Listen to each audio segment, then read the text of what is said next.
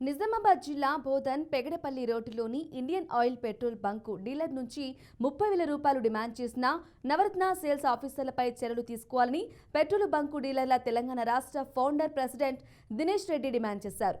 నవరత్న sales ఆఫీసర్లు రాజేష్ క్రాంతిలను ఉద్యోగం నుంచి తొలగించాలని, లేని పక్షంలో పెట్రోల్ బంకు బంద్ చేపడతామని హెచ్చరించారు.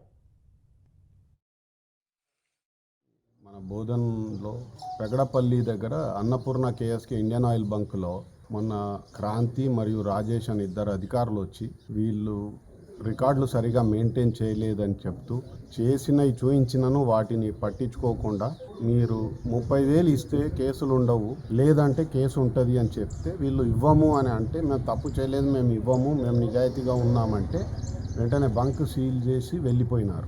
ఇటు విషయమై వారు క్రిమినల్గా డీలర్ వెళ్ళి బ్లాక్మెయిలింగ్ కింద వారిపైన కేసు బుక్ చేశారు.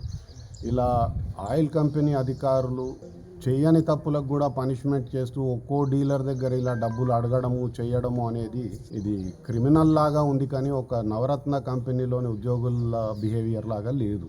దీన్ని మేము తీవ్రంగా గర్హిస్తున్నాం. డీలర్లందరం చెప్తున్నాం, ఇది కనుక ఇలాగే కొనసాగితే నిజామాబాద్లో ఉన్న అన్ని కంపెనీలై మేము మూసేస్తాము. దాని తర్వాత మేము ప్రభుత్వాన్ని కూడా కోరేది ఏంటంటే ఇలాంటి వారిపై చట్టరీత్యా